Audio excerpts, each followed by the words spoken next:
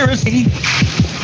Welcome to Revolution Radio at freedomslips.com. It's 2 in the morning on the East Coast of the United States. I have no idea what time it is down and under, but it is time for Shiny Side Out with Dave and Mecky. So I hope you have your tinfoil hat all made and cinched down tight over your ears. So take it away, Dave and Mecky.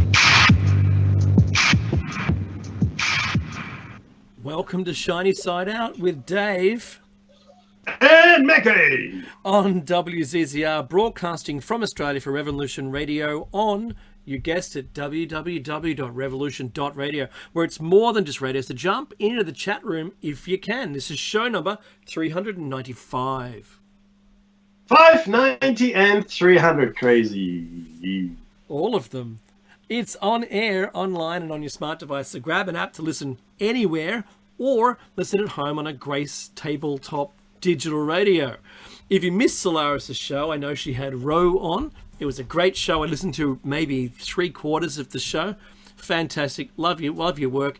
But if you don't know who it is that we're talking about, when I mentioned Solaris Blue Raven, you can find out. All you need to do is subscribe to the archives, the freedomslips.com archives. And when you do that, you've got access to our shows, her shows, everybody's shows. And you know what? And then you can listen to it in your own time. That's what I do. I download the MP3, I can listen to it. I can do that when I commute. It's a really cool way of being able to listen to a radio program on demand. It's when you demand to listen to it. So do that. When I was looking, Mecky, the other day, it's at $5 a month US, but it becomes $5.95 for us. Now, having said that, Mecky and I, both as Shiny Side Out and individually, we acknowledge the traditional custodians of the land. Where I live, it's the Darkinjung. And Mecky? The Darak people. And we pay our respects to elders past, present, and emerging. See, I did it. And let us remember that beneath all of this civilization's structures, including roads and all the concrete and the houses and everything and the buildings, are lands which have had stories passed down for around about, and I'm going to be a little conservative here and say 240,000 generations. That's powerful stuff. We haven't been here for that many. Do you hear what I'm saying? So, well, speak for yourself. But maybe I have, Mecky, because today we have a guest on the program, and we'll talk to the guest in a minute. Mecky, how are you going? It's been another crazy week, Good. Right? It's been craziness, like in world affairs, of course. Yes, it has. Funnily enough, I was in the Philippines this week interviewing. Yeah, that's what happens. And good people there, nice people. I got to tell you what, though, Dave, just to lighten the mood for a second here. Mm-hmm. There's nothing healthy about Filipino cuisine. It's all deep fried, and rice. There's more carbs than you can point a stick at. And deep fried, like, it doesn't matter what the restaurant is, or even the fast food joint. It doesn't matter. Like McDonald's or Wendy's, could be a Japanese restaurant, could be a Italian restaurant. There will be fried chicken, fried pork, and rice on the menu. Oh, delicious! It's really quite. It's got my ticket. I know. Right? Do they have delivery? They sure do, my friend. It's called Grab. So you get yourself some Grab, and it's also a car service like Uber. Then yeah, absolutely, they deliver everything you want, my friend. Is there a it's delicious, though. It's delicious. There a combination of bicycle, then boat, and then car to get it to my house? So I would say that's possible. I would say nothing is. If there's enough money involved, I think. Of course, you can do anything. Talking drones. There's funny thing. There's this dish there which I hadn't had before, which I very enjoy. It's called sisig, or sisig, or sisig. Not sisig. Essentially, what? No, sisig. Essentially, what it is pork face. So it's roast pork, the face of it. You know, all the ears, some of the sweetmeats, all chopped up into tiny little pieces, then fried up, served with rice and an egg, and it's delicious. I'll tell you what. Everything has an egg, right? If you ever get the chance. Everything has there's egg everywhere. But you know, okay, but the reason I brought it up is it's the rainy season, and people have told me that while I was there, it hadn't rained that much. Now, it rained when I left, so that's good, I guess, right? So you get the water, but it hadn't rained for an unusually long time, for a couple of weeks or so. It hadn't rained. It is specifically in Manila, which is reminiscent of I think a couple of years back in Singapore when it hadn't rained for 4 or 5 weeks and the vegetation started dying. Completely unheard of in the tropical in the equatorial belt, where rain is a constant. There are no seasons. I mean, yes, there's the rainy season and a bit drier season, but it's always the same temperature. Fairly constant things now, but we're seeing these constant things shift. And so this is my little nod toward climate change, which of course is not happening. It's not climate change, right? Clearly, so nothing to see here. Yeah, nothing to see. Look, move right. There's no one behind the curtain. Move right along. No forest fires. Nothing that could at all, threaten us, and even the slightest way. It's quite crazy. Other than that, though, here in Australia we had cold, Dave, as you know. Then we had hot, and today is warm again. It was really cold when I came, and then it gets hot again. It's a bit of a yo-yo, and not that unusual, but certainly by now we're expecting quite warmer temperatures, which only really happened today. Well, I mean, there are a few things that 2 days ago, I think we had 34 degrees here up on the coast. See, and then it dropped, right? It dropped right down to 20 records, and the next day it was cold again. Yeah, it's nuts. But Dave has compiled a really good list of news stories here, which we want to really going to go fairly quickly because we have an awesome guest lined up right in line with the show cycle of Reincarnation. We're going through a person. We've talked about the research. I just want to quickly say this. We've talked about the research. We've talked about Jim Tucker. We've talked about hang on, I'll tell you who. I'll tell you exactly who. No. Anyway, my point is that there are people that are investigating this. There are people that have experience with this, right? And there are people that do this for a living, and that's why we wanted to bring you not just some book learning or some things that we have found online or in books or in magazines. We want to bring you someone who's actually doing this day in, day out, dealing with these kinds of things. And this is really the key thing here. Right, so again, Stevenson, of course, Dr. Ian Stevenson and Jim Tucker, those two are Americans, and Jim Tucker, I think, is still researching it. We will also, in future shows, bring you some advices to parents of children that, display these kinds of phenomena, these kinds of symptoms, you want to call it. There's some advice there. There's certainly also people you can contact, and maybe our guest today can help us with that. But the point is to bring you guys somebody, right, with credibility, who has been doing this. That's the job. That's their life. That's what they do. And for me, that's fascinating. But quickly, Dave, as I said, has compiled a really great list. The world has gone mad. Dave, you want to? Yeah, boom, start powering through. Just throw it across whenever you're ready. Thank you very much for doing that, my esteemed co-host. The thing is, the world's gone mad. I have to tell you. Like, I've been watching the news for the last week, and it's just. And on the onslaught in social media, oh my goodness, it's crazy. So I just put a little list together of some things that have been happening, and I want people to remember this. This is going on, right? So Epstein has fallen off the radar. That's the first thing. How can that even be? If there's 1,000 names on the list, why? Why is that not still a thing? Because I think those people on the list have shut that down. Yeah. There's no other explanation for it. I just Googled Epstein. Yep. Just now, right? And it doesn't even come up. Nothing. I have to Google David Epstein before. Oh, not even that. No, it's not nothing. Anyway, but Dave is right. Now the story, of course, is that the criminal suit is no longer a thing. That's right. Jeffrey Epstein. The Jeffrey Epstein criminal lawsuit is gone because he's dead. The only thing that remains is a civil suit, which is really about suing his estate. Really, that's what it's about, money. So, and because he's dead and the criminal case is not going to go ahead, none of the other stuff, none of the 1,000 people on the list, Dave, are ever going to see the day in court. That's right. Never. Because that's dead. Dead. As dead as Epstein, right? And that was really here we go. That's really the reason I think that he had to be done away with. Well, forget about Epstein himself. Who cares, right? Yeah, you remember that the people that have made those accusations can still do a class suit against a single person that was, violated them, and you know what I'm saying. So that's the only thing that I can see is a possible venture for them. But I mean, that's sad. It's sad that those people who were indoctrinated into that lifestyle and passed around from one famous person to the next, as we've found out, as the story goes, allegedly, or in my opinion, right? It's all gone. Why is it gone? And I would have to say that those 1,000 names, the people who have got the controls have just turned it off. It's quite possible, as that some of those conspiracy theories are talking, that it wasn't really him on that gurney. I think the paramedic or someone came forward recently and said that he was still alive, when they wheeled him out. Sure. Yeah. I can't say because I wasn't there, and it's all hearsay, but the face didn't match, the profile didn't match, so he's probably under some kind of protection.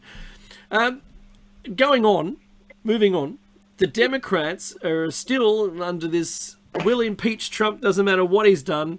If he's picked his nose, we've found a way of being able to do that. He called the Ukraine and asked the Ukrainian president, to look into the Biden case. Oh, but that's impeachment. And his son, of course, with that, was it $1 billion or something? I don't know what it is. Some extraordinary amount of money that they would look like they were extorting from someone. Okay, now what about Hillary emails? Surely that's an offence, because they're talking about Ivana Trump sending emails. No, treason. But they're talking about Ivana Trump. Was it sending emails? What she did it. Sorry. So what Clinton did, yeah. If you really look at it from a purely legal point of view, in the American Constitution, all that stuff is treason. Treason. That's right. Yeah. So that's storing, secure emails. So classified emails as either secret, top secret, or whatever the other one is. Was it T or something?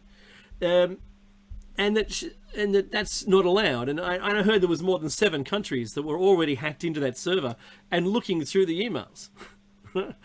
And then not only but she ordered her people to destroy the phones with hammers that had copies of that email on it.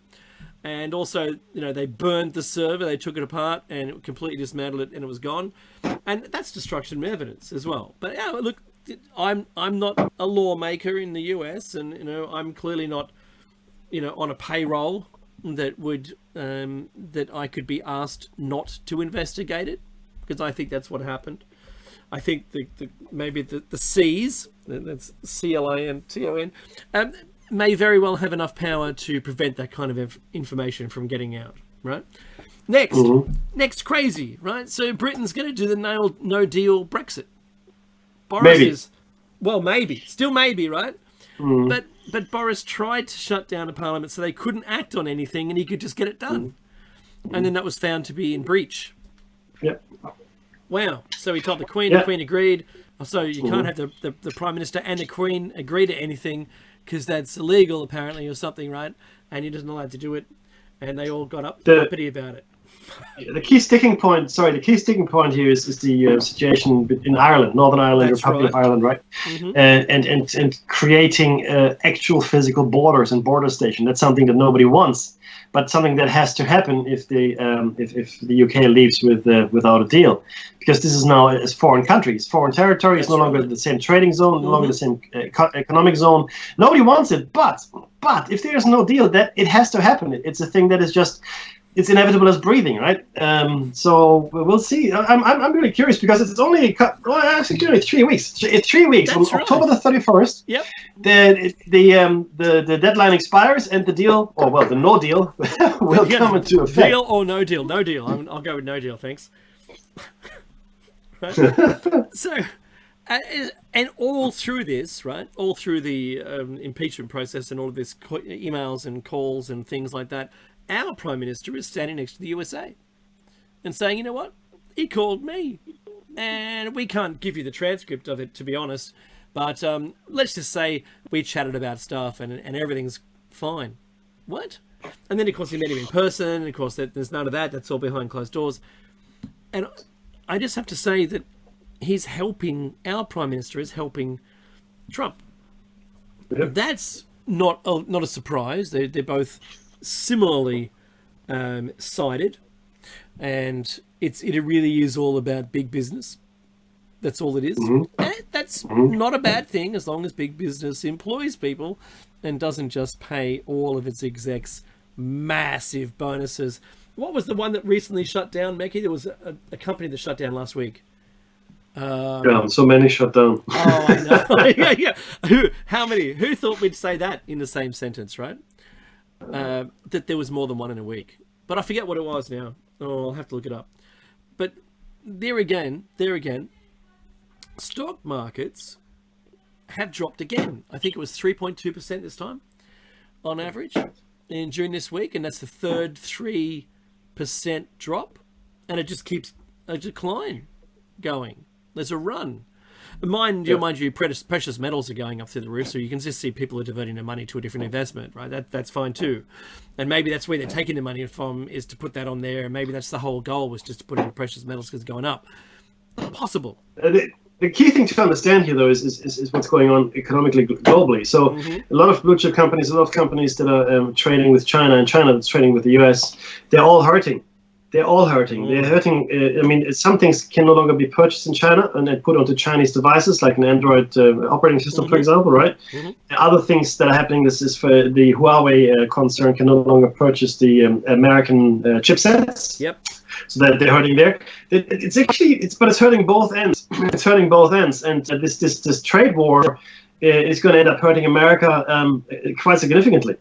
Economically, not so much the people in power, the politicians and whatnot, but the actual trade war itself will be detrimental to the economy, because you cannot change an economic system that's been in play for, I want to say 50, 60 years. And what I mean by that is manufacturing has been offshore or moved or something, right? You can't just bring it back overnight. No. I mean, the infrastructure doesn't exist anymore. The people that could do the job don't exist anymore. So you have to train them. You have to build it, right? And then you have to find a market, and then you have to put it into place like they have done now. So they've gone about an ass backwards. They've put in the the protections first, right, without actually having a product to protect. And then now they're trying to build the infrastructure to produce those products. So it's going to be, unless it's resolved, it's going to be a long and slow road that's going to be very painful for the next 5 to 10 years even. Another thing I want to get on. Go ahead. No, go ahead. No, the last thing I want to say about this particular thing is the impending war. It still looms. It still looms now with this new. Dave has so eloquently pointed out the recent impeachment tribulations. You know, nobody even asked if Joe Biden was guilty or not, or his son for that matter. But the point here is that if it does come to an impeachment, it could shatter my timeline, because that's a fact that it's a wild card. If the impeachment doesn't go through, my prediction still stands for mid next year. Looking at potentially, I want to say Iran, but potentially Syria. Yeah, exactly.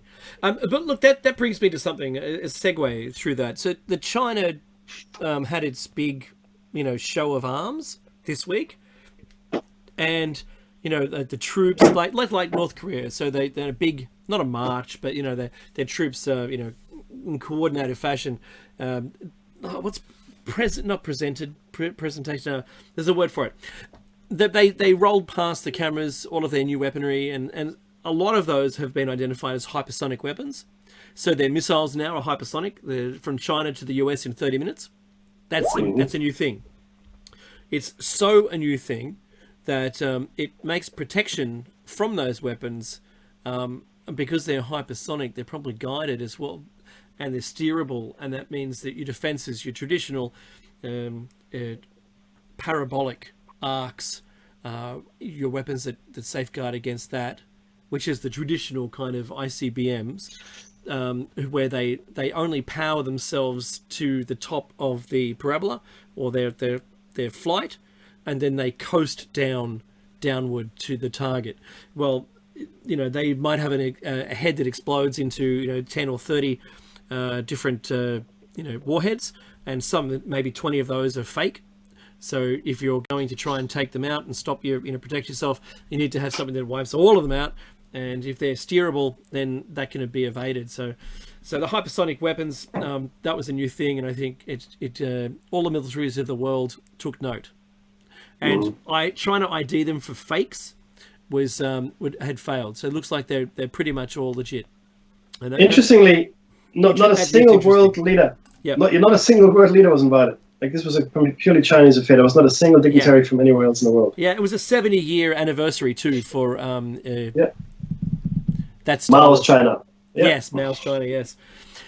So going from there, this is like how crazy this is this world, right? This week, droughts in Australia hit a new 90-year record. 90 years. That's a bad record, everybody, by the way. Yeah, not a good one. Is that a good siren? Oh. No.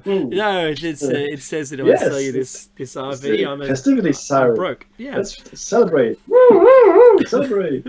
So, funding for the federal body that's leading research into mega bushfires looks to be ceasing after reporting this news item. And that is, record bushfires for September prompts the following story. This week saw records broken for temperatures in Australia, and we're not equipped for the new era of mega bushfires. Nice. That story meant that now they're going to get wound up. You can't talk about disastrous futures, apparently, says the federal government. We're going to cut your funding. Good luck with that. What we paid you to do is talk it up, so we're going into an ice age or something, right? Because that's the stupid conversation on social media that I keep getting into, where people say we're turning into an ice age, and I say, well, not in Australia, where it's getting hotter, and they go, oh no, it's an ice age. I said you're probably a flat earther as well, because I'd had it by this stage, right? I'm not feeding the trolls, Mackie, right? And then they bombarded me with about 5 different stories, which all, it's mock science. It's where they throw some nice words in, and they're completely meaningless to the topic, in only comparisons as debunkers do, but there's no facts. I said, can you show me the temperature history? Show me the site that I can go to with the temperature history that I can make my own graphs from. And then it just deaf ears, right? So you can get nod. They're clearly not doing any of their own research. They're just opinion resonators. Do you like that one? That's a new one. I like that. It's an opinion resonator. Yeah, it's an inherited opinion which they sprout themselves. So it's there. But there's so much easier inherited opinions, Dave. I don't have to think. I just take one off the shelf. It's pre-packaged. It's 1984 all over again. Becky, there was a video game this week that I was watching someone play on YouTube, and this guy's got a really cool side, and he plays all these video games. I won't name him, but he's playing this video game, and your task is in a single room to watch the television, and the government's told you that they're going to feed you and pay you money just to sit and watch the government programming. And I'm going, wow, that's awfully like 1984. And when he looks out the window, he's only seeing propaganda, posters being shown to him. He doesn't actually see any action. It's only propaganda, like you see, police beating people, protesters, and all this kind of thing. Which leads me to another story, which I forgot to write in there, and that is the protests in Hong Kong have the 2 people killed now. 2 people. The government has said that you can't have a mask on anymore because that's now illegal. It was already illegal, but we're just going to remind everyone that it's still a thing, and you can be locked up for that. But now apparently you can just be shot. They can just shoot you now, and that's not a good thing. So, will there be an end to this? Will it occur? Because the true story behind all of it is that the people would like to have the people vote for their leader. That's the true story ultimately behind all of this. And we'll just have to wait to see what happens with that. Because at the moment I don't think it's a thing. It's not something that they're likely to jump on anytime soon. Would you agree, Mackie, that it doesn't look like Hong Kong? 100%. Yeah, right. Yeah. No, look, but the good thing is, sorry, since you asked me, the good thing is that we're seeing now what it takes to make something work or to have meaningful voice. Because protesting for an afternoon or a couple of days, or and on the weekend or even during the week is not going to do it for you. If you really want to change something and you want to affect change, you want to bring about influence into any subject, really, any issue, whatever might tickle your fancy, you have to show some will. You have to show some resolve, and that's what the people in Hong Kong have shown. Resolve. It's been going for a while now. They actually achieved the first goal. The law of extradition, that was the initial contentious issue, has been repealed.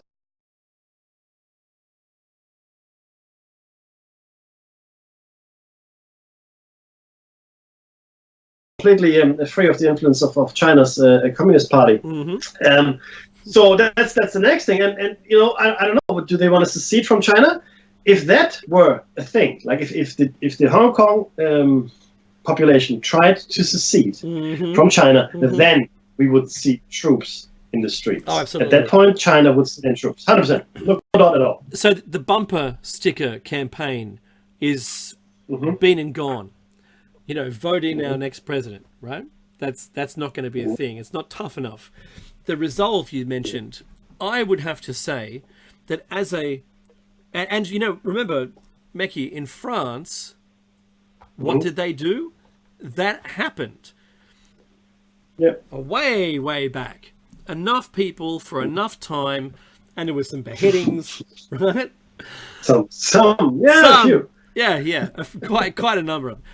But that tended to get the message through. I'm not suggesting that violence is a good thing. I'm not at all. All I'm saying is this is getting to that point in their protest. Yes. There's a quote, though, Dave. Is what? There's a quote I have to give. Finish your sentence and then I'll give you the quote. Well, hey, no, you've got Thomas Jefferson. Thomas Jefferson, right? Since you brought up violence, right? Yep. Thomas Jefferson said a very interesting thing. The tree of liberty, from time to time, and I'm paraphrasing, needs to be watered with the blood of the patriots. Okay? That's what it said. That's what they say. And the truth is this. The founding fathers of the states had a really great idea. I'm not saying it was flawless. I'm not saying it was perfect. It was a great idea. That idea has become corrupt over the intervening 200 years or so. Actually longer, but 240, 250 years. It's been corrupted and somewhat twisted, but it's still a great idea. And from time to time, it does take the angry, the disenfranchised, the huddled masses to rise up and ask for something back, that they had, but it was taken. They wanted back freedom, being able to participate in the economy, in the country, in politics. Having a voice is really the most important thing. And when you see that, like they've alluded to the French Revolution here, when it gets too bad, or when it gets to the point where the elite is so removed from what's happening in the world, as it was in the French Revolution. I mean, it's a misquote. It didn't happen, but people like to say Marie Antoinette said, they were told, why are they protesting? She said, and then some people in the court said, they haven't got any bread to eat.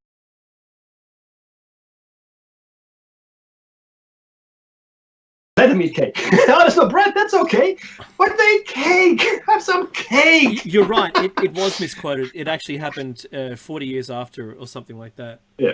And it was a misquote. But yes. But it paints a picture, right? It does. And could you? I'm running some parallels to that period in time when you could call those people the elites, who are completely free of laws. Completely free of this, let's call it the front end people, right, in society. We're for better ones and maybe purposes of wording, oppressed workers, and the elites are above the law. I mean, making an exaggeration, but is it really? We all, when you see the militarization of police, is it for their protection, or is it now giving them an overwhelming sense of authoritation? No, what's it called? What is it? When it's they're authority. Yeah, not authority. Credit. No, like a regime. Authoritarianism. Yeah. So okay. Thank you. I'm glad we got to workshop that through. You can really tell I had a V and a coffee today. Maybe I should. Nice. Say, combo, not poured in the same glass. But you know what, Meki? Is there something that we're missing here?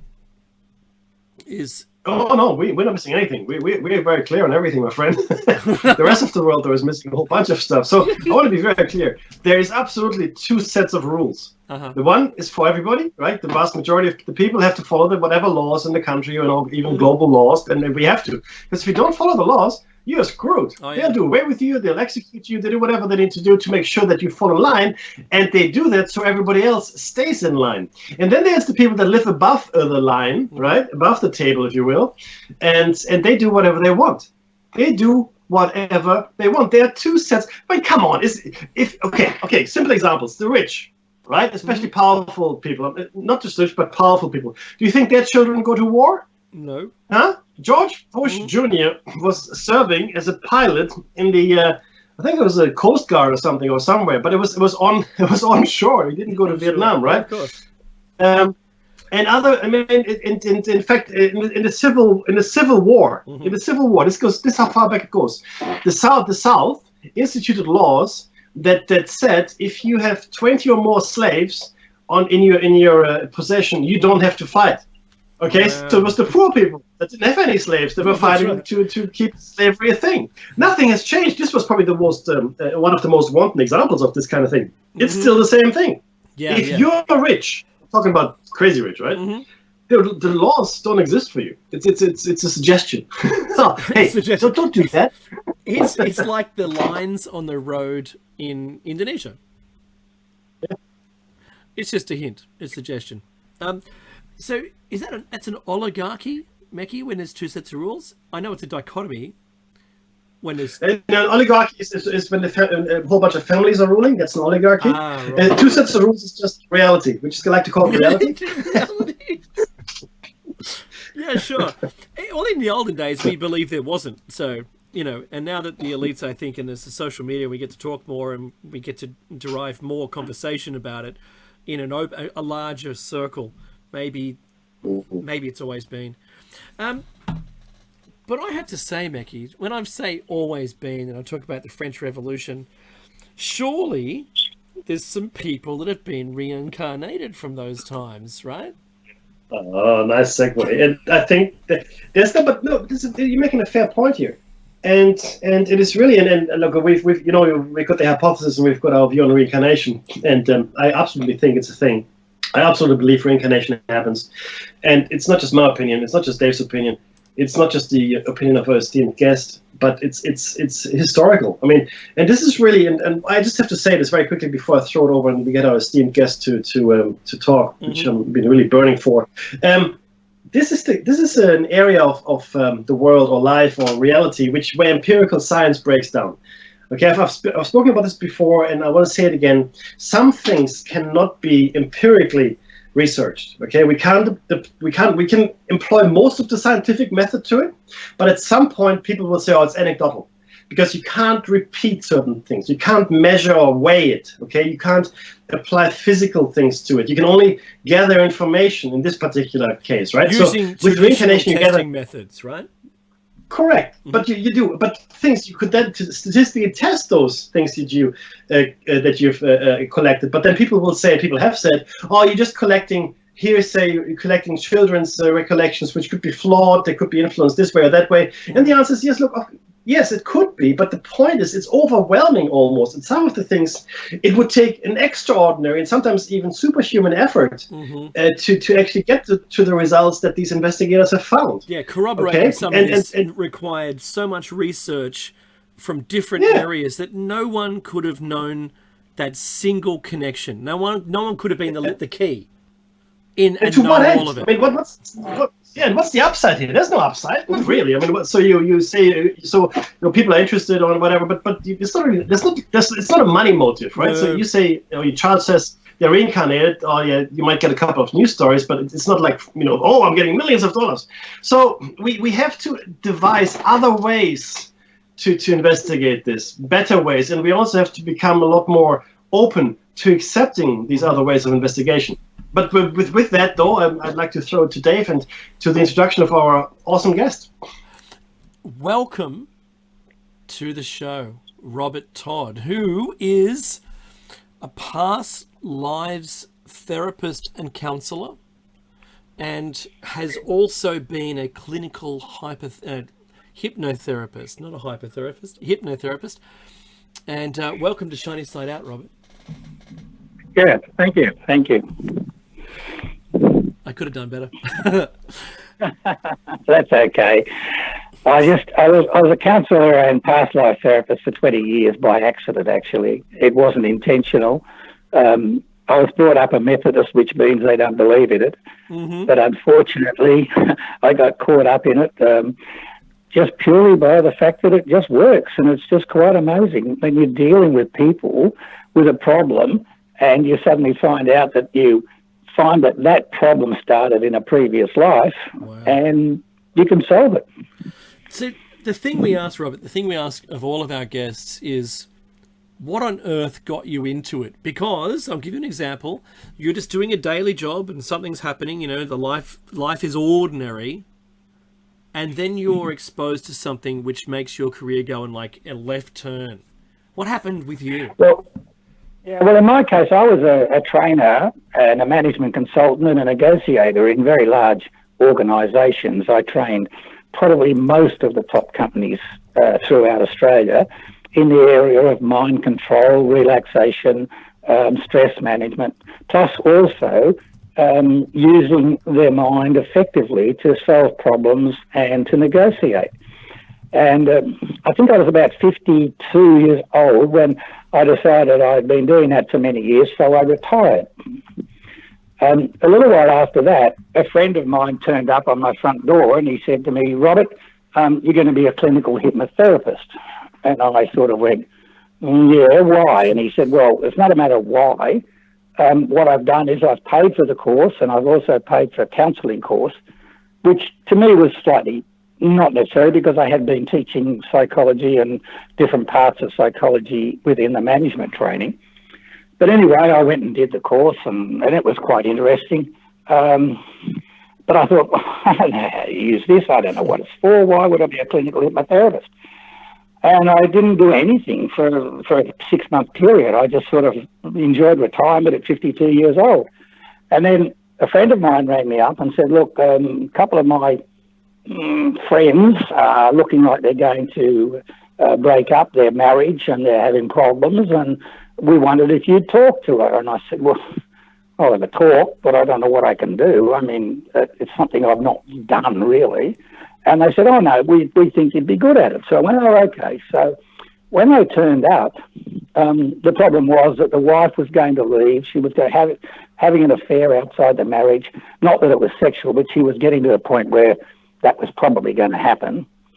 And I said, "Oh, well, look, just sit in this chair." And I had a chair that went back like all hypnotherapists. And I said, "What we're going to do is go back to the cause of the problem." And so I started with the male. Mm-hmm. Now, what happened was rather strange. He went back and he said, "Oh, look, I'm in all black." And he said, "I'm very comfortable and I'm quite happy with what's going on." He said, "I don't know what's happening." I said, "Well, what's it feel like?" And he said, "Oh, it's just very nice." And I said, "Well, look, go back a few months and tell me what's happening." Well, he went back and he said, "Oh, I'm standing with my father." And I said, "What, your father from this life?" "Yeah." He said, "My father," he said, "he's telling me it's the wrong time to come." And I went, "What do you mean by the wrong time to come?" And he said, "He's just telling me that it's not right. I shouldn't go." Anyway, I thought, well, I don't know what that means. So I said, "Well, look, let's come forward again to where you were before." And so he did. And I said, "Now, I want you to go forward. Let's say, 24 hours. And he went 24 hours ahead. And he said, "I've got this stinking headache and my arm is going numb." And he said, "Oh, I really feel crook." And I said, "Well, just hang on, just go back to where you were." I was a bit scared. And then I said, "Well, look, what we'll do is we'll go forward a bit further than that and see what this arm and all that's about." So I said, "Just go forward till you notice something different." And he went, oh, there's bright lights." Bright lights? I said, "What's happening?" He said, "Oh, there's doctors and people standing all around me, and they continue to say something about I'm not complete. The brain's not complete." And I said, "Well, what do you mean by the brain is not complete?" He said, "Oh, I don't know," but he said, "I can't move my left side at all." So that panicked me out a bit. And I said, go back to where you were. And then before he went back, he stopped and he said, oh, I've been born. And I said, what do you mean you've been born? Was this when you were born this what are you talking about, being born? Oh, no, he said. I said, well, look, what's the next event if you were born so we can locate where you were? Oh, he said, I died 24 hours later. And I said, you what? He said, I died 24 hours later. I said, look, none of this makes any sense to me. This is ridiculous. I said, look, I'll have to think about this. I'm sorry, you're telling me you were born. What were you? He said, I was a girl. I was born. I had an incomplete brain, and the doctors kept saying, it's a girl, she's incomplete. And I went, okay. So I said, the best thing we can do is we can find out what this is all about. I want you to go and ask your mum. And his mother was about 80 at this stage.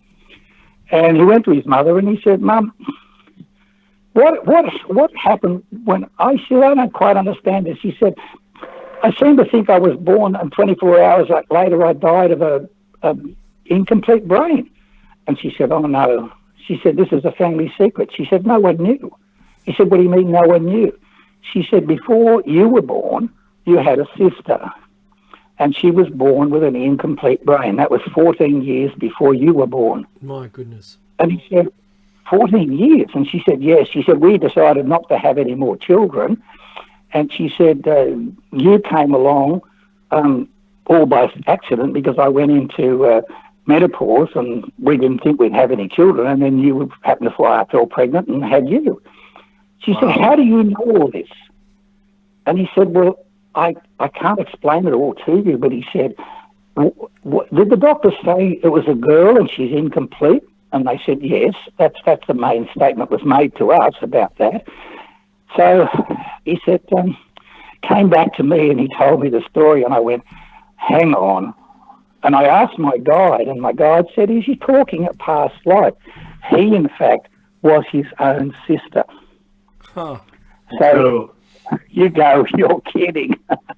This was a real shock to me. Absolutely unbelievable. And so the thing was then, I asked him about why he's going on. Has he been married before? He said, oh, yeah. He said, this is my third marriage. And we worked it out that he actually had been picking girls to marry that were incomplete. Because the statement that he had got in his head was women are incomplete. Wow. And so he was repeating that over and over.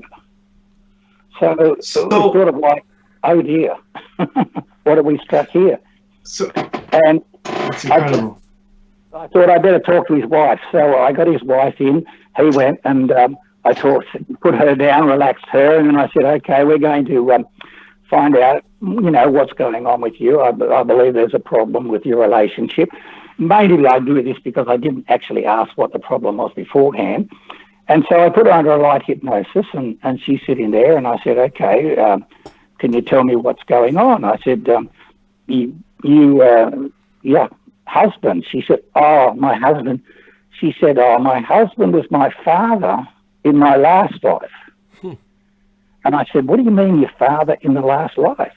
She said, well, no one else had come down because she said, I've done this 3 times before in other lives. And I said, what do you mean you've done this 3 times before?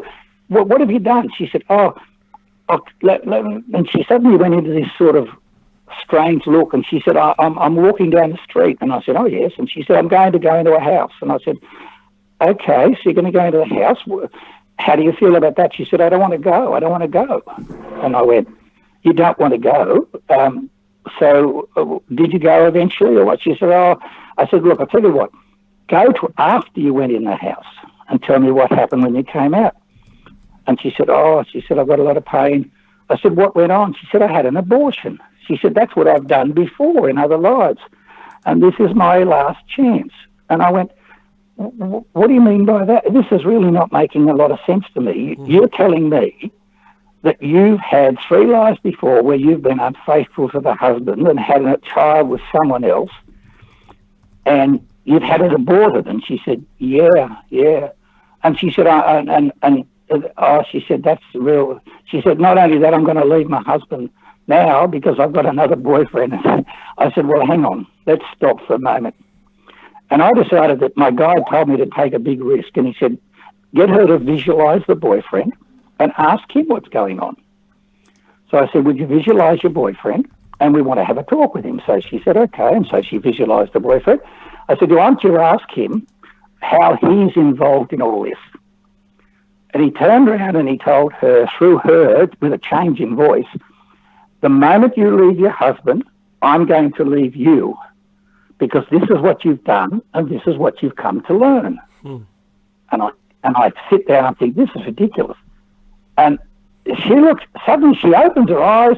She says, oh, this is BS. She said, this is ridiculous. She said, I'm going to go home now. I'm going to ring my boyfriend. I'm going to leave him. So that's the last time you're going to talk to me. And she just got up and walked out on me. And I went, oh, what am I in for here? And I thought, oh, geez, I've made a mess of this. This is ridiculous. Absolutely unbelievable. And I'm thinking to myself, none of this is working to me, because they're talking past lives. I don't even believe in past lives. And they're talking about the fact they've had abortions 3 times and someone with his own sister. All this didn't make any sense to me. And I thought, they'll go away now. I won't have to hear from them again. She rang me up a week later and she said, can I come and talk to you? And I said, well, yeah. So she came and she sat down. I said, what did you want to say? She said, I went home from here. I rang my boyfriend. As soon as he recognized my voice on the phone, he said, I'm leaving. You're not coming. I'm going to Queensland. Goodbye. And he hung up. She said, everything that was said became reality. And I sort of sat there. I thought to myself, oh, boy, what am I in for here? What's going on? And so I got them together again, and we talked about it, and she decided she'd see how she could survive with the husband and everything else. But what had happened is I'd had someone saying to their own sister, someone saying that they were born incomplete, and that's why their problems came up, and he always picked incomplete women. He'd been divorced twice. And I asked, why did you have to be divorced twice? And the answer we got back was, well, I got married the first time to someone and she was a bit funny, and I divorced her and got married again. But the wife I've got now would only go with men that were married. So I had to be married so she could go with me. Wow. And I said, well, this doesn't make sense. What's going on? Oh, he said, this is all worked out before we come down here. Wow. And this was her case. And I thought, this is just a little over the top as far as I'm concerned. So I was like, okay. And they left. And I thought, this is an area that I don't understand because I'm not into past lives. And I thought, I'll just let it go and hope no one else turns up and does anything ridiculous.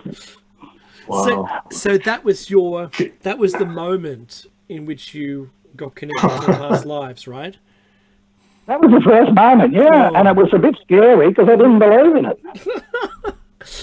Well, and they're telling me all the story and describing it in detail and going in ahead and what they'd done and how they'd come down and how it had been worked out they were going to get together. And he was a previous father in another life, and that's the only reason was because no one else would come with her. And you sort of go, hang on, this. But consequently, we found out that what happens is you're in a group of souls and you work out your goals before you come down, and you will come down with parts of people, or souls, I should say. And when you reincarnate, you come down to learn lessons. And so consequently, you choose the people to come down with before you come down. And therefore, when you get down here, you actually are attracted to that person without realizing that that's what you're down here for, and that's what you're here to solve. It's just absolutely unbelievable. So and of course, from there, I went on to do hundreds of cases. Can I ask you then? It seems to me that there quite a few, I want to call it past life traumas, are carried over into the next life, right? So sometimes, obviously, there's clearly some behavioral issues that people have because of things that happened in their past lives. I know we are on thin ice here, and a lot of people won't believe it. But again, I want to repeat that there's been studies done. Our esteemed guest has done this for 20 years and has hundreds and hundreds of examples of this happening. And so are we then, or would you say that maybe the way we treat people, and I want to bring this onto a real level here for a second, if the way we treat people for psychological or even psychiatric disorders may be missing an entire component because we simply, and because we're completely blind to it, we're simply not addressing the issue because we are completely ignoring past life's trauma. Well, that's probably true, because when I did the hypnotherapy course, someone asked about past lives, and the actual hypnotherapist that was training us said, "Oh, that's all rubbish." He said, "I don't believe in that." And so we went away thinking, "Oh, well, you know, people who go through past lives are getting told what is going on. They're getting prompted." But the one thing that I made very sure of, I would never give advice, and I would never tell anybody who or what they were. I would just take them back and allow them to follow the story through so that they could see what was going on. It's very important as a past life therapist that you do not put in any information that they haven't given you, because if you do that, well, you're only guiding them. I mean, I've had people say to me, oh, you're so-and-so and so-and-so, and I go, oh, yeah, right. Because I can't see how anyone else, and even myself, know what anyone else's past life is. Absolutely. So I'm very, very careful that I do not put those information in. Yeah, you don't lead the witness. You're not contaminating the story. It's their story only. And without, you know, if someone says, I walked into a room, you know, under regression, and when they're being, they're hypnotized in being regressed, you don't say, so how many people do you see? Right? No, you just say, what do you see? And I completely understand the perspective, because that's hypnotherapy 101, right? You're not inducing a vision, they're experiencing it. That's right. All I do is ask them to go back. This is where I think I learned very quickly. All I ever do is say, look, I'm not interested in what your problem is on this level, because if I get involved, or if I can make a decision, someone says to me, I've got this problem, I'm going to put my interpretation on it. And I don't want that. What I do is I say, what do you see and what do you feel? And I think the feeling is the most important part, because I think this world is based on feelings. No, it is. And the feeling and the experience and what they learnt from that is the most important.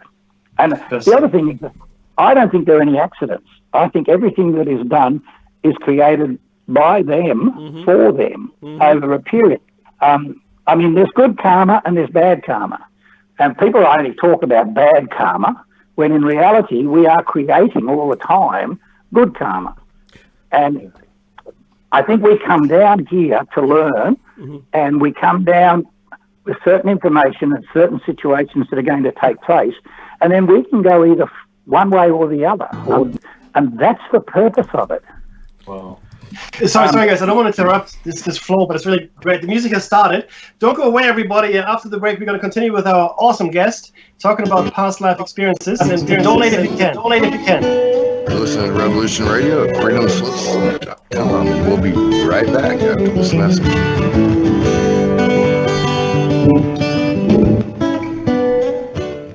Who are you? I am architect. I created the Matrix. Yo, freedomslips.com, 100% listener-supported radio, and now we return you to your host.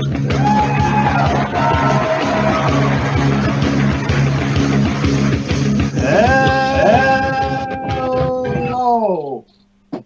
And welcome back to David Make the Shiny Side Out, number 395, 590, 300. Reincarnation again, and we have got an awesome guest, a hypnotherapist, or someone that actually, for a living, deals with past life experiences. Dave, let's keep right going. Let's dive right back in. Let's do that, because we've been talking to Robert Todd, and he's a past lives therapist and counselor. And just to remind everyone, it's we're talking about karma. We came into the break talking about karma, and what I wanted to do is extend this conversation. Let's unpack it. Let's unbox it right now. So, karma, I'm going to ask you, Robert, is karma something that continues from life to life?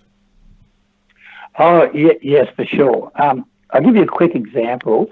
I had a guy came to me who was allergic to alcohol. So, strange enough, if he had a drink, he would pass out. And he wanted to know why it was that the alcohol was affecting him so greatly, and why he couldn't drink at all, because that was the major issue. Because when he went out with his friends, they'd say, have a drink, and he'd go, oh, no, I can't. Not, I don't want to, but I can't. And a few occasions he would have a sip or a drink and he'd pass out and be off in the ambulance. So anyway, then what we did was we went back and we found out that he was, in fact, an officer in the army. I think it was somewhere in the Second World War or something like that. And he was with a troop of soldiers. They were on a boat and they were going to go and land on this beachhead in the hope of getting back behind enemy lines. Unfortunately, when they arrived, the beach was full of soldiers and they picked the wrong beach. And he said, well, we're in strife here, but this is our orders. And his soldiers turned around to him and said, well, I'll tell you what we've got decided. We're not going. You can go if you want. If you don't want to go, we've got a choice. If you still keep ordering us to go, we'll just throw you overboard. You can swim ashore and they'll shoot you, and then no one will know what happened. And realising that he had a real problem, wasn't sure what to do, he said, okay, and he went back into the, I guess you say, the wine rack and drank himself to the point where he was completely blotto. And he never did get to that particular battle. Now, when he came back, they said to him before he came, they said, look, last time you had a problem, you couldn't face up to it. You didn't make any decisions. You didn't agree or disagree. You just wouldn't do anything about it and got drunk. So we're going to send you down this time, and you won't be able to drink to get rid of your problems. So, of course, when he came down, every time he got a bit of a problem or a bit of a tension, the obvious solution to him in his mind was, let's have a drink. Well, because when he tried it a couple of times and he passed out, he realised, I can't drink. So he then had to face his problems a different way. So this was a karmic or a phobia that came through, because quite often it's the phobia that comes through that creates the problem in the person's life, because they go, why am I like this? And I need to know what it is that's creating this particular problem. So that's the way it works. You come back with a lesson. You're put in the situation where you're tested, if you like. And I guess that's probably the best way to explain it. You come back into the earth and they create for you the situation you need to face. And then by you either choosing one way or the other, you are either learning or you're repeating the same old problem that you've had before. So this is what they do. They seem to give us these fears. Another example is the guy that came to me who was fearful of fountains. He would go into a park, and the moment he did, when he went into the park, if he saw a fountain, he would go into a panic attack. Wow. And not sure why or what, he just would do that. And his brother would be there with him, and his brother would say, look, it's okay, and he'd calm him down, he'd get him away from the fountain and have him settled him down, and everything will be okay. But this is the one that it turned out that he was, in fact, a Roman senator. And his father was the leader of the Senate. And his father decided he wanted to go to war on this particular village. Well, he didn't want to go to war, so he was opposing him in the Senate. Well, then what happened was the father decided the best thing he could do was get rid of the senator, his son, who was causing the problem. So he had his younger brother kill him. He said, we've got to kill him, we've got to get rid of him because he's influencing the Senate. So the younger brother stabbed him in the back and drowned him in a fountain. Now, this was the reason that when he came back, he had this fear of fountains.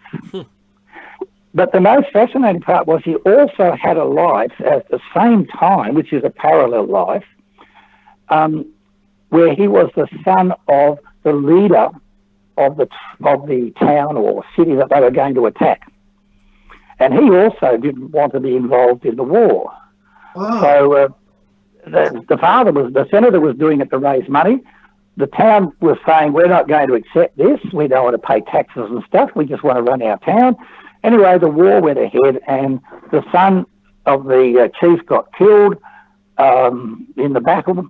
And so the parallel life that this person had that had come to see me, that parallel life, now he had lost both souls, had gone because of one had been killed by his brother and one by the war.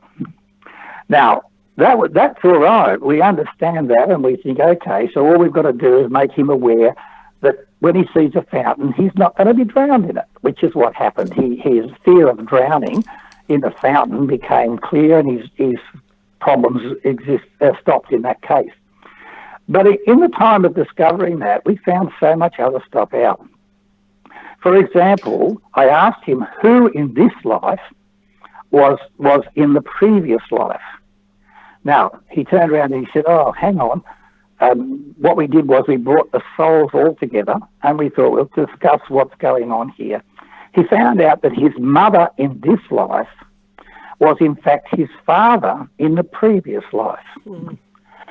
Now, you might think, well, why would the father come back as a woman rather than another man? And we found out that 70% of the time, or 75%, I'm sorry, of the time, people come back as the same sex. And the other 25%, they come back as an opposite sex. Hmm. When we asked why she had come back, or why he had come back as a she, they said because he killed his son in the previous life, he had to come back and give him life. The only way he could do that was by being his mother. Oh, wow. Oh, wow. So Can I just on that? Yeah? No, keep going. So that's karma in the full extent, isn't it? Oh, yeah, absolutely. Go ahead. There's one thing that you mentioned which is quite fascinating. You said parallel lives. So have you come across a lot of instances, because of course this goes to the whole theory of time and the flow of time and linear time and all those wonderful things. Have you come across a lot of cases where parallel lives were apparent and actually informed decisions that were made by the people? Oh yeah, for sure. I mean, they obviously learn up there what they've done, and they obviously think, well, I've got to go back and fix it. And so through that power, yes, for sure, yeah. It went on to be way beyond this, by the way. We realised then that the brother he had now was his older brother, and the older brother was protecting him from the fountains, which is where he drowned him. Mm. So now wow. The older brother had come back to look after the younger brother, who in fact was the older brother in the previous life that he murdered. So again, there was a karmic tie there. Now, it went on to go where we found out that the village chief was still a male, and he was the husband of his mother, or the father as well. So now the senator who was against the leader of the other town, now we're lovers in this life. Look, so it seems like you've got to. It seems like you've got to pay. Is it penance, right? So obviously you've got to come back and fix up what you've stuffed up. Yeah, absolutely. Now, in the last show, I spoke about my own regression and found that I had died in a motor vehicle accident, and I had to have my right foot held because it was crushed in my last life. And this life, my mother had to hold my foot and give me love and confidence and an assurance that my foot was okay for me to go to sleep. She didn't understand that until she regressed me eventually when I was, in my 20s. But she said, it was awful trying to get me to sleep because I was always frustrated that my foot was something wrong with my foot. This thing is penance. So also that I was, I created some kind of automatic weapon. And this time, look, I'm really seriously interested in weapons, but I'm not creating anything. I know that this time around I cannot. I'm not supposed to. I'm supposed to be nice. I'm supposed to be able to do the thing and realize that the people that would have died because of the weapon, I've got to make nice this time around. Do you find that? That's a thing, right? Oh, absolutely. Let me give you another story then of a young guy that was living in a cage in this life. Literally, he was autistic and he was also retarded. He was fairly well-off family, but no one could handle him. He was really just so aggressive, and so they used to sort of almost hose him down to keep him clean. It was just impossible. The cage. Yeah, in a cage. Yeah, in the living room, in a cage, in a big property. And now you sort of think, well, that's pretty horrible. That's pretty horrible. But when we went back to it to find out what was going on, the story was that he had in fact been in a previous family where they had lots of money. But his father had an attitude of, you're not just going to waste the money, you've got to look after it, you've got to learn to handle money. Well, he never really learned to handle money. And he was very aggressive towards his father. He hated his father. He said, you never give me any money and everything else. And he took his anger out on a servant, kitchen servant. And he used to beat her and he used to rape her and all sorts of stuff to her. Now, when he eventually, in this previous life where he was really, really bad, he had demanded a situation saying, if I had all the money, I would be able to do whatever I wanted. Well, of course, in this life, the next life he had, he couldn't do everything he wanted because he was mentally unable to do anything. He inherited all the money, but he was unable to do it. Now, they eventually put an ad out for a nurse, and they put a high price on it because they couldn't keep anybody to look after him. Anyway, this nurse in another town noticed the fact that there was an ad saying they were getting double pay and extra pay if they stayed and extra room and board and everything else. So she decided to apply for the job, which she did. When she got there, of course, she saw what he was like, and she thought, oh, this is terrible. This is horrible. And what she used to do, she used to stand outside the cage and she would send him love, and she would build into her mind the fact that she had compassion and understanding and love for this guy in the cage.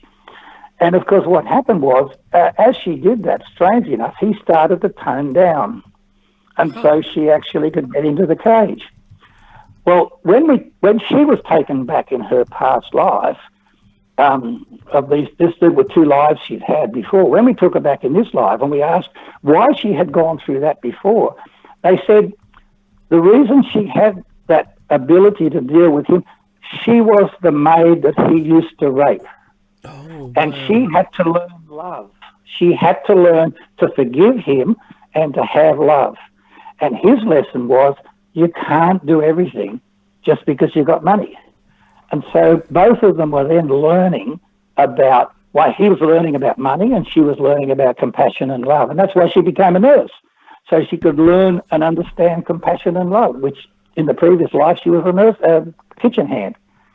So you sort of look at it and you go, hang on, this is so complex, but it's very cleverly done. They've got a very good system for doing that. And if you like, I'll explain that to you later on, but I'll give you some more lines before that. All right, so let me get this straight. So as Mecki and I have said already in the show arc, that the Eastern religions still hold onto reincarnation.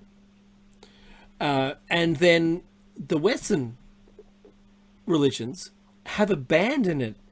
And if only it was still the lesson, then maybe we could make better progression rather than just having to, repatriate ourselves and make good, make nice with all the things we did wrong last time, right, Mecki? Look, and sorry to just quickly interject here. Now, to me, the lesson, it's all very interesting.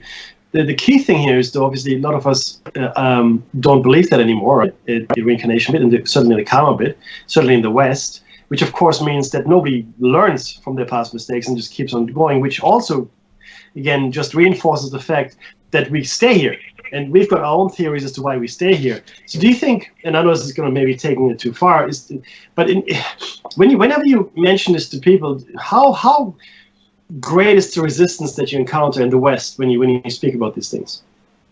I'm sorry, I missed that. What? How great is the resistance to this idea, or to the facts that you uncover in the West here? When you have conversation with, I don't know, friends, family, or even strangers, is there great resistance to I guess, accepting it? Well, the fascinating part is that it was always in the Bible. It was taken out in about 1300 or something because they wanted to get. There was a pope that sold money. You paid money and you got into heaven, and they wanted that. But the trouble was, people turned around and said, "Oh, well, I'll be lousy this life. I'll pay my money. I can do what I like, and I'm still going to go to heaven." So they sort of went, "Oh, we better stop that." And so that was sort of changed. And then, not that long ago, they changed the word reincarnate to the word sleep. So they said when people die, they sleep. And the Methodist Church, which I was brought up in, we believed at that stage that, and I think they still do, that when you die, you go into the ground, you stay there, and when the trumpets blow, you'll all rise up and be resurrected. Well, that is quite strange to teach that. But the Catholic Church 600 years ago taught reincarnation. And I have a friend that's a priest, and he tells me that they still are told about it, and they're still told that reincarnation is right, but they're not allowed to teach it. So we seem to have this double standard that they've got themselves into a mess, and they have to keep that theory going. Otherwise, they're in a lot of strife. I mean, even the Bible, when they took it all out, there's a statement in there where Jesus is talking to some people, and he says to them, "Look, you'll come back, and you need to come back several times." And they say, "Oh, hang on, you mean I've got to go back into a mother's womb before I find the kingdom of God?" And he says, "Verily, verily, I say unto you, unless you be born again, you cannot get to the kingdom of God." Now, nice. The church turns around and says, he was talking about you've got to be born of the Spirit. Well, we've all got a spirit, so we don't have to be born of that. That's there. But the interesting part is they left the words verily, verily in. In other words, when they said, I have to go to a womb of a mother and be born again, and he said, verily, verily, well, verily, verily is yes, yes. So here he is in a situation where he's in the Bible telling us, yes, yes, you have to be born again. And they're going, oh, no, that doesn't mean what he said. And there's another story too, when he's walking down the road at one stage, there's a blind man on the side of the road. And he comes out to Jesus, and Jesus puts mud in his eyes and sends him off to wash it in the river, which is part of why they wash in the river, whatever it is, that one they wash in. And his disciples said to him, is it this man's sin or his parents' sin that caused him to be born blind? Now, what a dumb question. If we are not reincarnating, how could it be the man's sin if he had never been born before? So he's got to have reincarnated, and the disciples are talking about the fact when he was in his last life did he sin, and that's why he was born blind. So again, we have in the Bible those two references, which are quite clearly still there, tell us that the reincarnation exists. There was another one he raised from the dead, Lazarus, wasn't it? He raised him from the dead. And that's where they picked up the sleeping bit, because when he was there, they said, he's dead and he's starting to stink. And they said, Jesus said, no, he's just asleep, I'll bring him back. And he brought him back. Wow. So they used that as their vision, to say that's right. So For me, it puts a whole new light on original sin. Well, I've never really questioned that, to be honest with you. I'm not. The way I'm seeing that phrase, rather, is that we have to make nice, we have to make good, we have to do it again until we get it right. It's a perpetual thing of bettering ourselves, right? So imagine if you were to in this life to do everything that you were supposed to do, then I wonder what happens next. Well, we go beyond this level, and we will I mean, let's be frank. The Earth is going to last, according to science today, another 50 billion years. Mm-hmm. So if you die and go up to heaven, you're going to spend 50 billion years in eternity doing nothing other than being in heaven. And as I said to one of my friends, I'm not going up there to be in the choir because I can't sing. I'm not going up to play cricket because I can't play cricket. Mm-hmm. So, we go up there to learn, we experience what we've done before, and then we come down to fix it. We're taught everything that we are going to do. Now, this is an interesting point. We are taught all the situations that we are going to handle down here, and we are given ways to handle it. Then when we come down through this cycle, we lose all that, our memory. Now, the reason we lose the memory is this. We are not down here to act on what we believe. We are down here to act on what we know. Mm.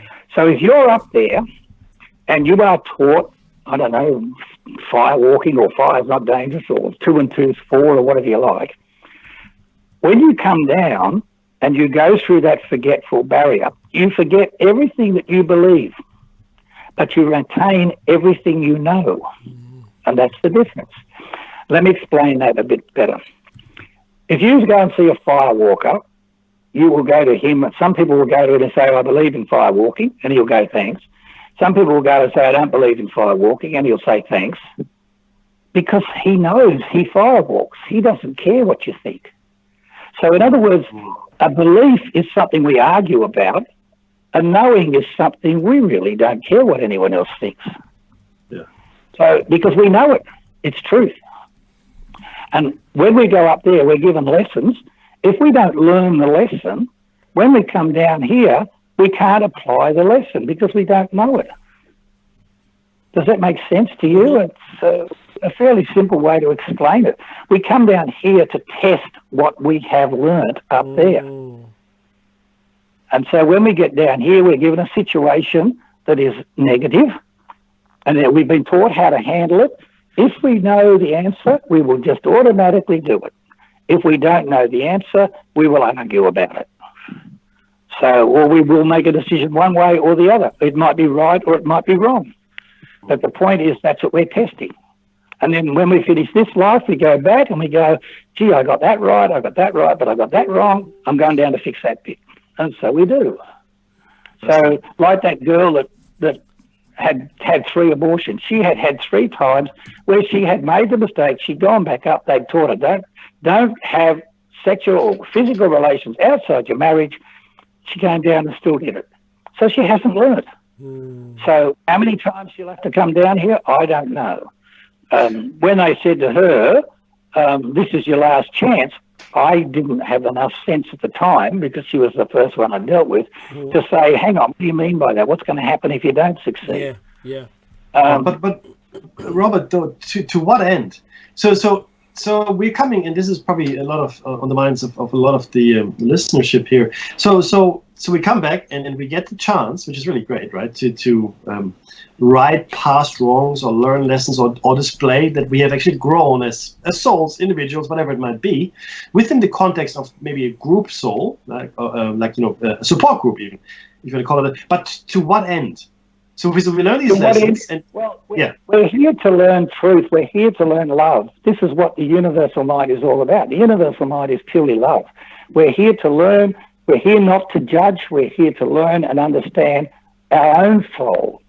And therefore, we come down here to improve our soul. Eventually, we will probably move beyond that, and we may become guides, or we may actually become the elders, or whatever it might be. And so we will move going through. But that's going to take many, many, many lifetimes for us to do that, because there are so many emotions to learn about. For example, I'll give you another example of a young guy. Wait till I find where it is. Here we go. This farmer, an older farmer, he was an old guy, he lived in the, I think about 1700s. When we went back into his life, he had, in fact, found this younger girl who was an Indian girl, and she was lost the tribe had moved on or whatever it was, so she wasn't sure what was going on. So he picked her up and took her under his arms, you'd say, and he showed caring to her, and then she learnt to cook and she learnt to look after him, and he learnt how to handle the situation of finding a stranger, and she learnt to trust someone, and everything was going really, really good. So he was showing caring. Now, unfortunately, one day, he was standing at his hut and they had a river down about 200 metres away, and she was talking to a young Indian boy. Now, of course, this means that it created in him the fear that she was going to leave with this Indian boy. She might not. So he became very jealous. So he went inside, he grabbed his rifle, he came out, and he takes aim at the young Indian boy in the hope that if he kills her, she won't worry about it. She'll just come back to him. Unfortunately, the wind blew the bullet, and the gun wasn't that accurate. It moved sideways, and it hit the girl, and she died. So this was to teach him about losing someone he loved. It was about teaching him about jealousy. Now, if he had fired the gun at the Indian boy, she probably would have come straight back to him. Yeah. But because she didn't, he killed her. He was learning not to be jealous. I guess he would have to go through that again and again and again till he got it right.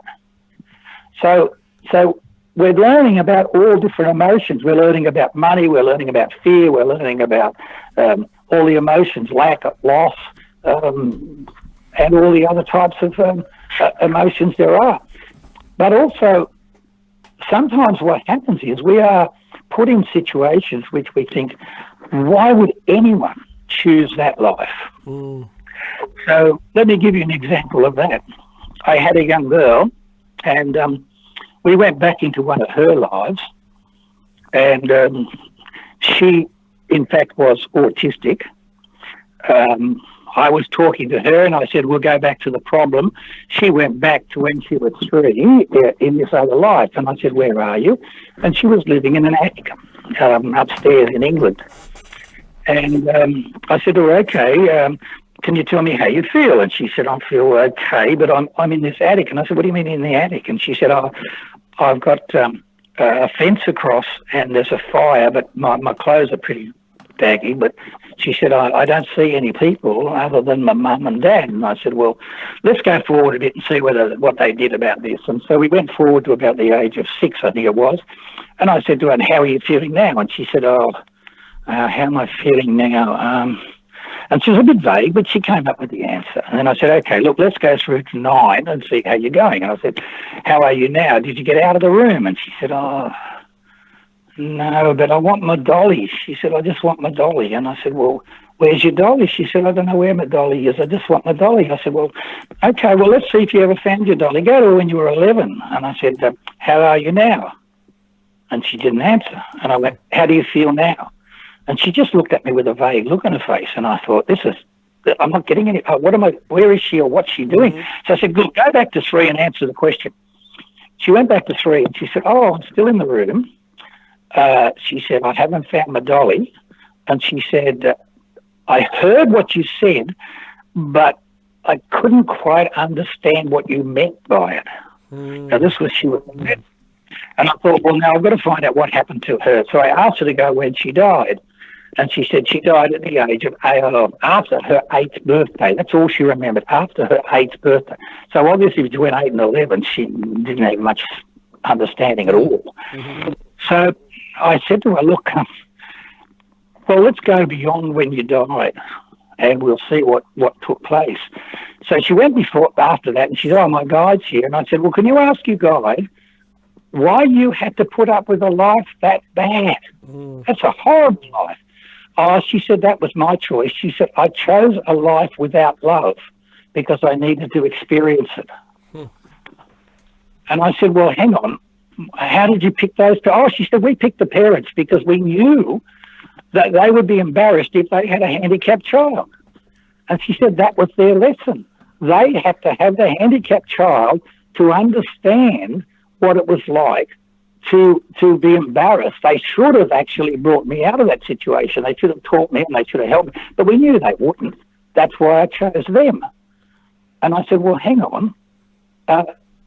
how did they obviously didn't know what they were doing. That's very hard on them. And she said, oh, no. She said, when I died of bronchitis. And she said they had to go and get a doctor. And the father, he left to go and get the doctor. Unfortunately, he had an accident. And that's when I died, because he didn't get back in time. And I died of the bronchitis. Oh. But when they put the doctor in, the doctor said, what the hell have you been doing with this child? So in other words, that was their karma. So they handled that one in their next life, I guess, because they had not done the right thing. Now, maybe they went on after that to help people in that situation. But the point was that she chose that horrible life. And we think, why would anyone choose that? You're absolutely right.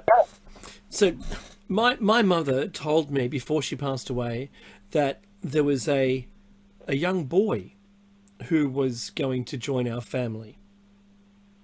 And this was before my firstborn. Right.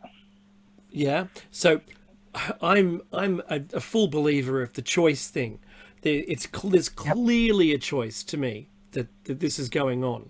How, I don't know, and I'd love to be able to talk about it more. One of the things was, we have a message from the chat room just to tell you that they think this is very interesting. And they thank us for having you on, because they wouldn't have experienced this conversation without you. The thing that I was also brought up with was having a guide. And if you've mentioned guides now, so who is it? A member of the soul group maybe that's looking after you? How does it all work? Do you know? Well, as far as I know, the guides are people that have advanced and are there to assist you in certain ways. My first guide was called monomer.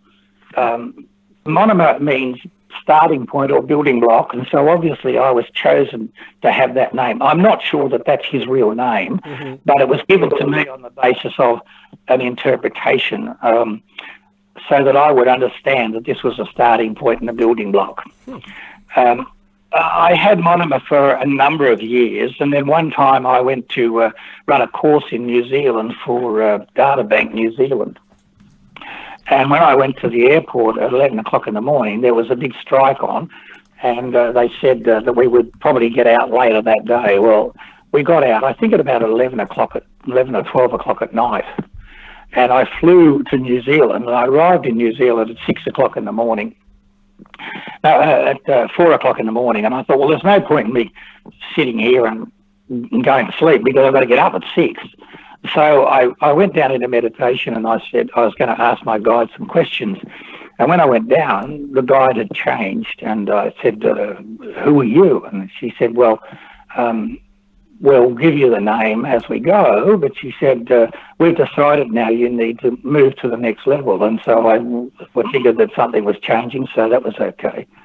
And she said, my name is Quintrex. And I went, oh, yeah, what's Quintrex? And she said, well, you can find that out. If you walk from here to the super centre or whatever it was, shopping centre, she said, you'll find my name on the way, and then we'll explain it to you. So I set out at 6 o'clock in the morning to go and see what this name meant. And I went past a place that sold boats, and they were Quintrex.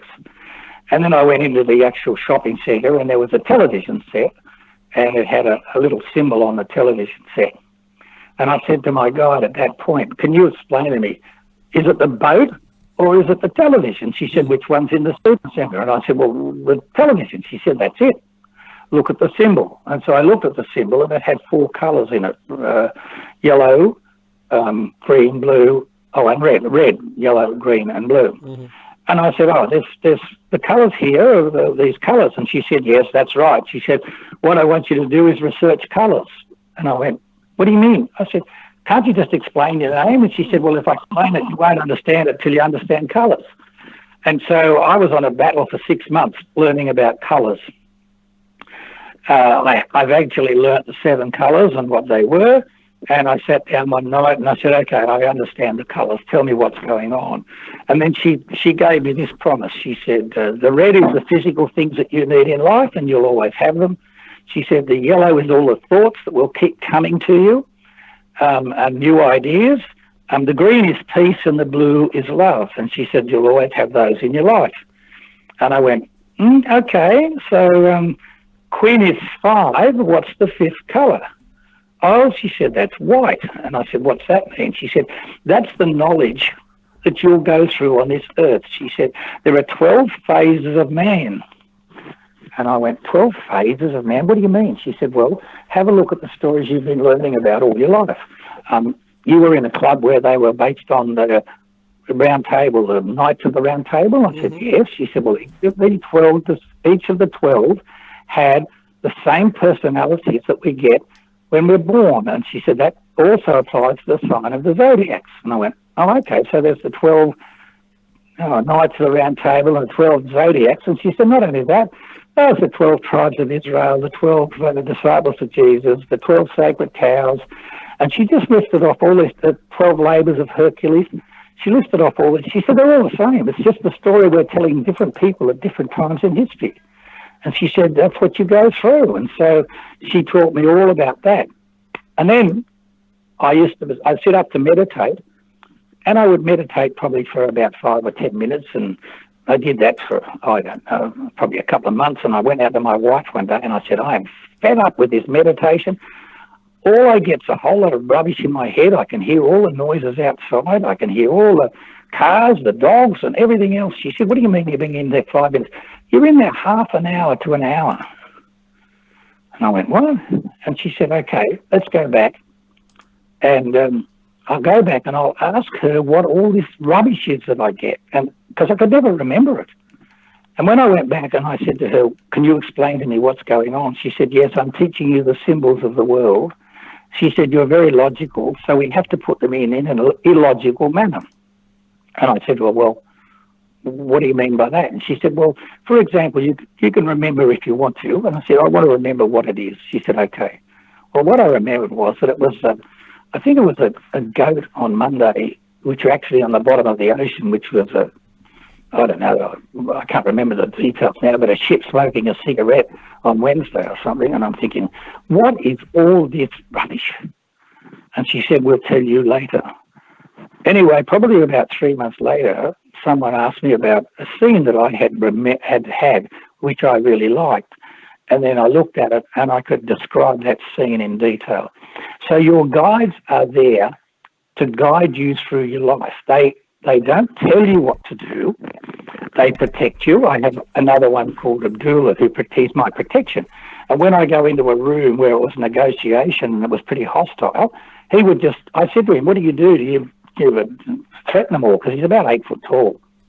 He said, no, I just send them love. Oh. So he was there protecting me by talking to the people's guides without them even knowing. And they would calm down. And that was part of the fact of that green, that I had peace everywhere I went. So all this was automatic. I've written all this in my book, by the way. It's called Life Start to Finish, published. And I think it's through Amazon. You can get it at Amazon. It's published by, by Staten Press. That's the best one. It has been published before that, but Staten Press, the best one. But the guides are there, and I think the guides are people that have been on Earth, experienced a lot of things. And what they do, you'll sometimes get that message. You'll be going out the front door, and you'll go, oh, geez, I forgot that. I've got to go back and get that document. You go back, you pick up the document. It's delayed you probably 5 or 10 minutes. You drive down the road, and there's an accident. If you'd have been on time, you might have been involved in it. That's right. So I think what they do is they protect you. They make sure that the reason you came down here, like, for example, when that friend of mine came and said, you're going to be a clinical hypnotherapist, and I went, why? He said, I've already paid for it. You're just going to do it. They had set him up to do that. Mm. And sometimes in life, people will come to you and just say, like this program you've got going now, you may have one person out of 1,000 of people or so that are listening to it, and they'll pick up one sentence or one statement, and they'll go, gee, that's what I needed. So everything they're saying and doing is purely so that they get their message through to that person. They don't do it in a way where they tell you They will never give you advice. Like if you've got 2 jobs and you go, which job should I take? Please tell me, guide. The guide says it's up to you. Yeah, that's right. Because they're not there. They're not there to say this is what you have to do. Because they know full well that they will work it. That whatever you're supposed to do will happen anyway. So you buy. Now, one of the ways they do that, if I can explain it to you, is by what they call the tapestry room. Now, the tapestry room is a room in one of the other dimensions, which has a tapestry that spreads from completely to the left to completely to the right, as far as you can see. One end is dark, the left-hand end is dark, and the right-hand end is more white. Now, every person on the earth has a thread in this tapestry. And they go there and they study what it is that brings your thread to other people's threads. So, for example, you had Hitler, where hundreds of people were drawn to Hitler. And they look at that and they go, I can see where the motivation is. All they do is put their hand on the tapestry where you are, and they can see what has influenced you and what has helped you and what has caused you to go one way or the other, negative or positive. So there are threads like Jesus had a gold thread running through. People, they put their hand on that and say, oh, this is how he influenced them. So if they wanted to influence you, they look at the motivation, they look at what actually triggers your reaction, and then they say, we need a person who's going to give this information or this situation to that person. And so they'll bring those 2 threads together so that you meet the person. And the person will influence you enough to do what they want. If that doesn't happen, they'll bring another thread down, another thread, till they get you on the path that you need. So husbands and wives can come down onto earth, and they might live, one might live in England, one might live in France, or one might live in Australia. They'll get that person to migrate to Australia, they'll organise how they can meet, and then they'll pull the threads together so that motivates that person into that situation. I completely agree with you. I was going to bring something up here, and I know that I've listened to a guide rather than driving home at 2:00 in the morning, turning down my street. I heard the advice was to drive straight ahead. Don't go home now. So I made up my choice. I made up a route to drive, and I stopped a set of lights, and I ended up saving a poor person's life because of a motor vehicle accident. That's right. The choice that can happen very absolutely. easily. And that person that you met at that point was probably necessary for you to experience that. Oh, completely. So, Becky, I'm going to hand it to you for a minute because you've got a question. Okay, yeah, I've had 2 things actually. There's an interesting thing from what you just mentioned. There's a Chinese proverb that says karma or fate is so strong that if you live next to each other, you may never get together, a man and a woman, for example. But if you're meant to be together, you will cross continents to meet each other. And I think that's a fascinating aspect of this whole thing. But I'm really curious about Edgar Cayce. So we've discussed Edgar Cayce, the sleeping prophet, many times in the course of this show over the last 8 years, and of course I was interested in his life well before then. How do you see him? Because just a brief preamble. Edgar Cayce got really sick as a child, so sick that he was about to die. Told his mother a recipe while he was sick and sort of unconscious, and she went and got that recipe from a very specific person he had identified while he was unconscious, and he got better. And then in a trance state, he was able to help people with a whole bunch of stuff. But he never got any money for it. He never got rich. What is your take on Edgar Cayce? I think Edgar Cayce was using a part of the universe which is quite interesting. There is a part in the universe, he also said, don't ever get caught up in the grey zone, which was quite interesting. That he used to go to a point where there is no time. So by going to that point and asking a question, he would get the answer that was necessary, that was at any time in history, past or future. So, in other words, what he would do, the same as some of the mediums, like, what was his name, Nostradamus.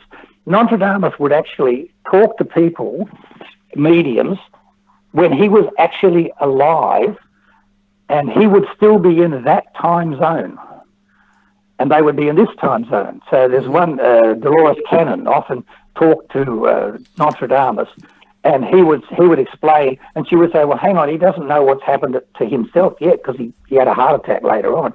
He doesn't know that because he has not reached that point. But there is a point in the universe where all knowledge is open to you. Let me give you an experience that I had, which is rather strange. I was at my farm one night. I had a farm, and I'm going to cough. Hang on. Sorry about that. You're right. One night I'm up there on my own. It was my farm was out in the middle of nowhere, so if you put your hand in front of your face half an inch away, you still couldn't see your hand. It was just pitch black. One day I woke up at 3 o'clock in the morning, and there was this light in the top of the house, top of the roof, and it was coming down, and it was like a big sphere, what you would call these days an orb. Mm-hmm. I mean, this was massive. It wasn't a little orb, it was massive. And as it came down, I'm sort of looking at it thinking, how can I see? It's 3 o'clock in the morning. How can I see everything that's going on? And I was sort of not scared, but I was thinking, this is different. This is weird. And it felt quite calming, actually. And as it came down, it engulfed me as it filled the whole of the farm room, which was probably 25 foot across. And when I was in that light, I knew every answer that I could ever need to know. It was just like if I'd asked a question, I'd have got an answer. I knew everything. It was really, really weird. It was like a feeling of, wow, I know what all this is about. I understand everything that's going on. And stupidly enough, I never asked a question. And eventually it just sank through into the floor. And when I finished, I looked at myself, what? I should have asked a lot of questions. But that's okay. Mackie and I have both experienced that touch of the Akashic record, right? That the people talk about, where you're connected to the entire universe. You know everything, but there's no reason to ask a question because you know it while you're connected. That's right. That was the strangest.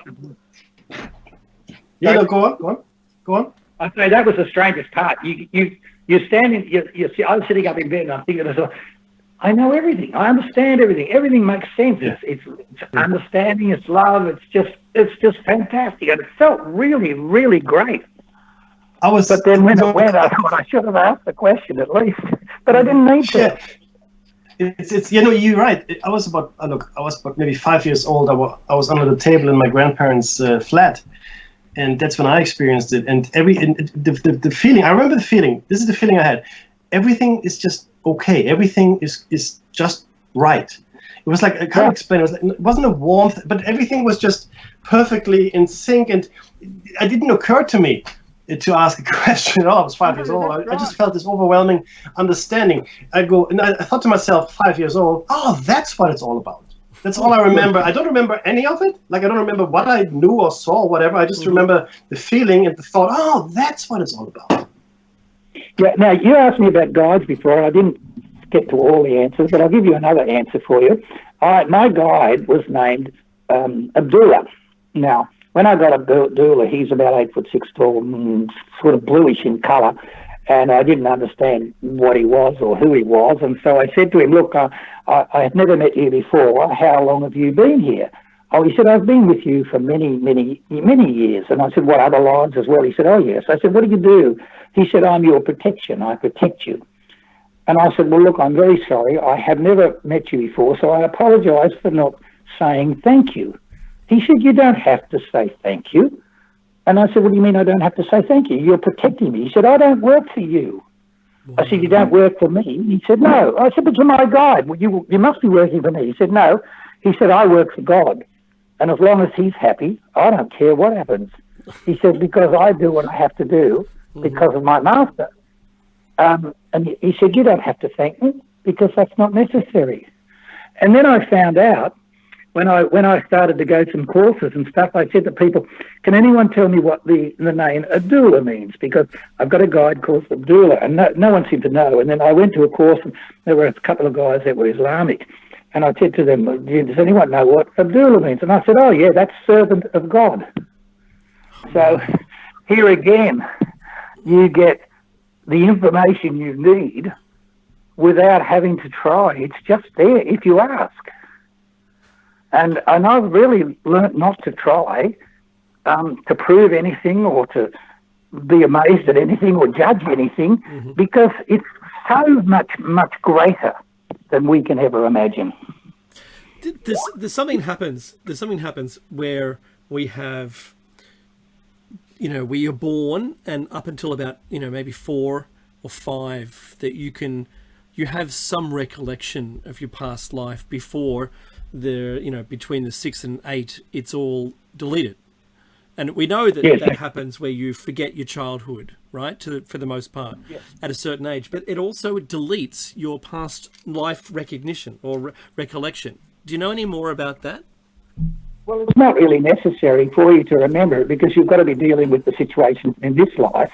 The only time that you'll find out about past lives by, for example, going to a past life therapist or whatever it might be, is if there's something that you need to help with. And they can't, the guides can't say, this is your problem. They can only say, you need to go and get help, because it's no good them telling you, you had a past life like this. You would go, oh, yeah, right, same as I do. People say to me, oh, you were somebody or other, and I go, oh, yeah, right, because that's not real. But what is real, when they go to a past life therapist, and if he's a good one, and he doesn't tell them anything, and they come up with all the information, and they come up with the answers, then obviously you go, oh, that's true. That's true. It's not an accident. When a person tells you, oh, you married your husband because of this and this and this, you go, oh, yeah, no, that wasn't right. There's a statement, a therapy called Margot therapy, where it says you marry the person who has the problems that you didn't solve with your parents. Wow. Now, why would you do that? Obviously, but the answer is you don't know that, because the mind hides that and it attracts you to that person, so that when you get married to that person, you can then solve the problems you came down to solve, because they also came down at that time to help you solve your problem. That's why they came down with you. So the Margot therapy basically says, if you look at the problems you're having and work them out, you're actually improving yourself all the way. If you just put up with them and cranky and fight and argue, and you're not learning. You didn't learn. So it's very important that we understand that it's us that has to have the experience. It's not us to be told by someone else, because when you're told by someone else, it's like, oh yeah. But when you experience it yourself, and when you go through that process, it's like, oh, now I understand. So you're absolutely right. And that's the same advice that my parents gave me and that we give our children, and that they don't know it until they've lived it. That's right. It's so consistent. So that's what it's about. We have 2 minutes before the end of the show, and I just like to say, before the end of the show, the parting messages for everyone. I think you've got to get through and listen to this whole show if you've only just clicked in. Soul groups. We didn't mention how many people are in the soul groups. Well, I was told about 47. I was told you start out with 47, and then some of them will move out and move on. Your parents come from a different soul group to your group. Generally, the people that are in your soul group are your brothers, sisters, husbands, wives, uncles, those people, and they will come down. Sometimes a husband and wife will come down on one occasion, may have a problem, so they'll come down in the next life having changed sexes, so that the problem now is on the other person's foot. Oh, wow. But I was given number 47. I don't know whether that's valid. That's what they told me. They just said you start out with a group of 47 people who will be involved in several different relationships. Sometimes you'll be, as I say, brother and sister. Sometimes you'll be husband and wife. Sometimes just a friend will come up to you and say something, maybe in a supermarket or anywhere else.